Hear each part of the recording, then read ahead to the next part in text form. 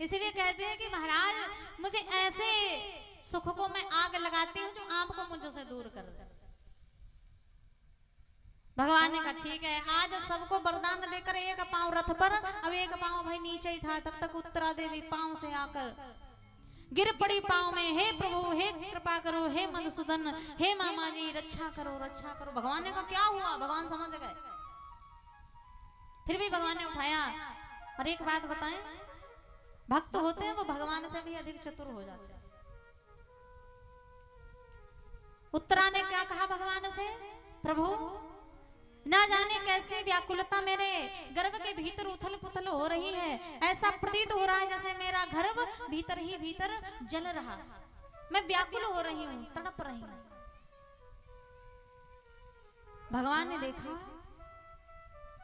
कहेंगे हे प्रभु हे कृपा के सागर, हे नाथ, हे भक्त वत्सल, हे करुणा के सागर, हे अकारण करुणा करने वाले नाथ, कि हा हा मामा हा हा मामा, दासी पर आज दया की जय।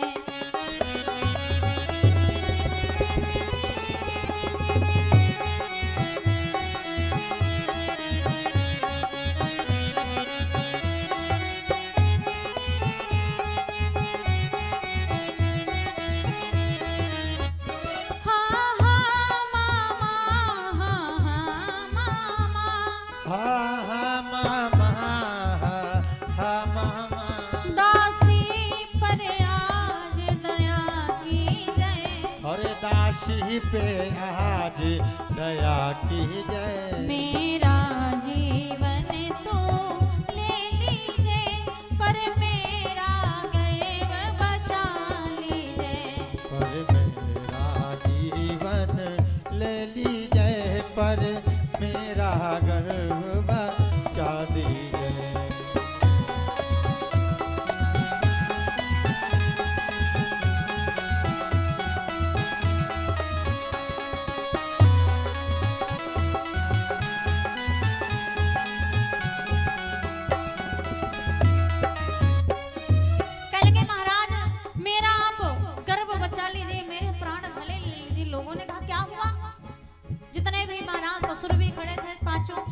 द्रौपदी भी खड़ी थी।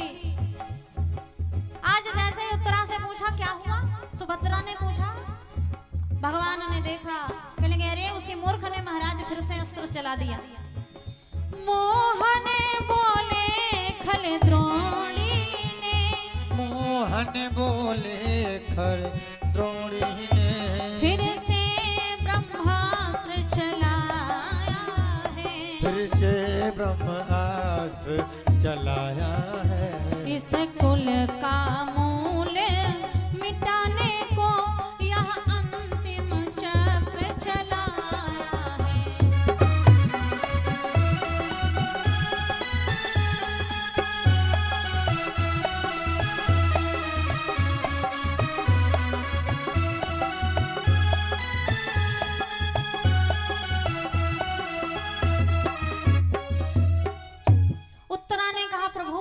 हे मामा जी आप मेरे प्राण अभी ले लो। उत्तरा चाहती तो कहती प्रभु मेरे प्राण बचा लो, तो शायद गर्भ नष्ट हो जाता, उत्तरा के प्राण बच जाते। और उत्तरा देखो कितनी होशियार, कितनी चतुर है। क्यों? भगवान के संग में रहते रहते भगत भी उनसे ज्यादा अधिक चालू हो जाते हैं, चालान। उत्तरा ने कहा कि यदि गर्भ सुरक्षित रहा तो माँ तो वैसे भी सुरक्षित रहेगी। क्यों? मेरे भीतर ही तो गर्भ है, पता चले मैं सुरक्षित रहूं, कहीं गर्भ नष्ट हो जाए।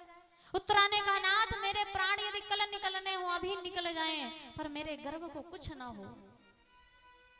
लोगों ने कहा क्या हुआ उत्तरा, क्यों रो रही है, क्या हुआ तेरे गर्भ को? भगवान ने कहा उसी खल द्रोणी ने फिर से कुचाल चल दी। क्या कहेंगे? ब्रह्मास्त्र चला दिया है गर्भ की ओर। इस कुल का मूल मिटाने के लिए, इस कुल की जड़ मिटाने के लिए, खत्म करने के लिए ये सब उपाय किया है उसने। और एक बात आप विचार करिए, जहां पर आपके ससुर खड़े हो, एक कुल वधू आपके ससुराल की हो, ससुर खड़े हो, पति तो थे नहीं उनके, ससुर खड़े हो महाराज, परिजन पुरजन खड़े हो, रिश्तेदार खड़े हो, नातेदार खड़े हो, सास खड़ी हो, और आपको कोई दुख हो और एक बाहर वाला खड़ा हो रिश्तेदार, तो कर्तव्य बनता है सबसे पहले लोग अपनों से कहेंगे भैया हमको दुख है, सास से कहा जाएगा, ससुर से कहा जाएगा, बाहर वाले से थोड़ी कोई कहेगा रिश्तेदार से कि भैया हमको दुख है। पर उत्तरा जितने भी महाराज सास ससुर सब खड़े थे, उत्तरा ने किसी से नहीं कहा, भगवान से कहा। क्यों? उत्तरा जानती थी कि जितने भी खड़े हैं ये इस दुख से मुझको निवृत्त दिलाने वाले नहीं है। सहारा उस वालों जो किसी के सहारे पर ना।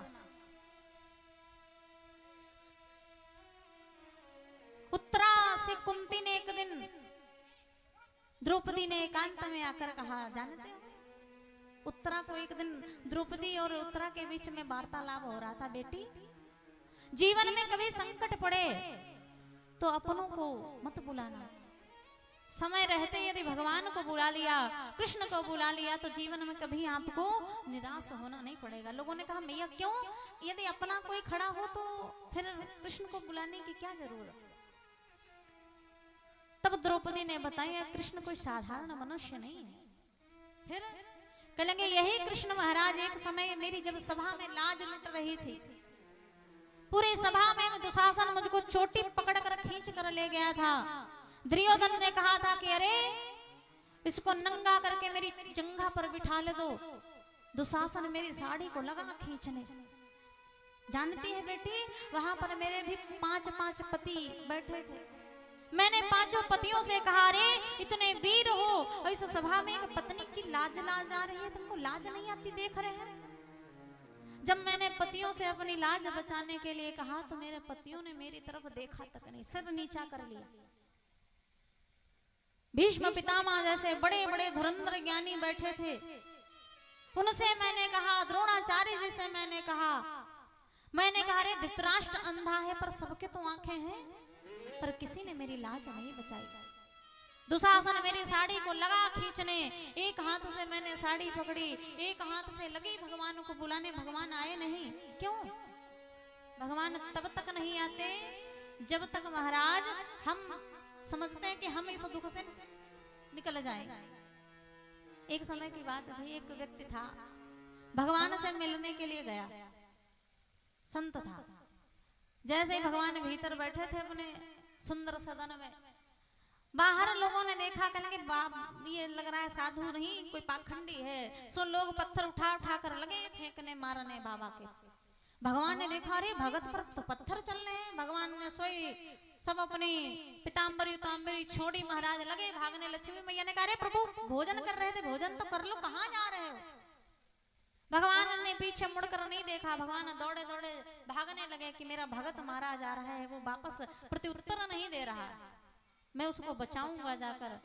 बाबा तब तक महाराज पिटता रहा। जैसे ही भगवान दरवाजे पर बचाने के लिए पहुंचे, बाबा ने कहा कहां तक पिटेंगे? बाबा ने उठाया पत्थर, वो भी चलाने प्रारंभ कर दिए। सोई भगवान वापस आ गए। मैया लक्ष्मी ने कहा प्रभु अभी आप बहुत जोर भाग कर गए थे, वापस आ गए इतनी जल्दी? भगवान ने कहा एक भगत मारा जा रहा था, बहुत पिट रहा था, बचाने गए थे। भगवान ने कहा बचा लिया? मैया ने कहा बचा लिया। भगवान ने कहा उसको हमारी जरूरत नहीं है, वो खुद ही पत्थर चलाने लगा है। यदि वो ना प्रत्युत्तर देता तो मेरी जिम्मेदारी थी कि भाई भगत पिट रहा है तो मैं बचाऊं जाकर। जब वो खुद ही पत्थर चला रहा है तो मेरी वहां जिम्मेदारी क्या बनती है? जब वो खुद ही बच जाएगा तो मैं फिर काम क्या, इसलिए वापस आ गया। भगवान तब तक नहीं आते जब तक हमारे भीतर अभिमान रहता है कि इस दुख से मैं अपने आप निकल जाऊं। जब बेसहारा व्यक्ति हो जाता है कि अब प्रभु बच नहीं सकता इस दुख से, आप ही कृपा करो, तब भगवान कृपा करते हैं। द्रौपदी ने कहा जैसे ही मैंने देखा कि भगवान नहीं आए, स्वयं मैंने दोनों हाथों को उठा दिया, भगवान से कहा प्रभु अब मेरी लाज जाए सो जाए, यदि ये लाज इस सभा में मेरी चली गई तो याद रखना ये लाज मेरी नहीं वरन तेरी जाएगी। जैसे मैंने दोनों हाथों को उठाकर बुलाया भगवान को, तो लगा चीर खींचन दुशासन ये हारा, मैं समझी थी कि मोहन इशारा तुम्हारा, कि साड़ी के हर तार में आ छुपे हो। आज महाराज साड़ी के हर एक तार में भगवान छिप गए, थान भगवान ने प्रकट कर दिया। दुशासन खींच खींच कर हारने लगा, पर महाराज दुशासन की हिम्मत हार गई, पर मेरी साड़ी कम ना हुई। ये जानते हो ये एक विश्वास होता है भगत का। अब विश्वास में ही भगवान प्रकट होते हैं, वरना आने वाले नहीं है। इसलिए उत्तरा से बताया जीवन में कभी संकट हो बेटी तो जाना किसी और को नहीं, भगवान को बुलाना। इसलिए उत्तरा ने कहा विलंब क्या करना, काहे सास ससुर के पांव पड़े जब बिहारी मेरा सामने खड़ा है। उत्तरा ने कहा प्रभु मेरा कल्याण करो, मेरा गर्व जल रहा है, मेरा नष्ट हो रहा है गर्व। यदि गर्व नष्ट हो गया तो मैं भी मर जाऊंगी। सोई भगवान को दया आ गई। भगवान ने क्या किया, भगवान छोटे से अंगूठे के स्वरूप में बन गए। और महाराज क्या हुआ, क्यों कहकर भगवान ने किया उसे भी पार, जले हुए उस गर्भ में डाले फिर से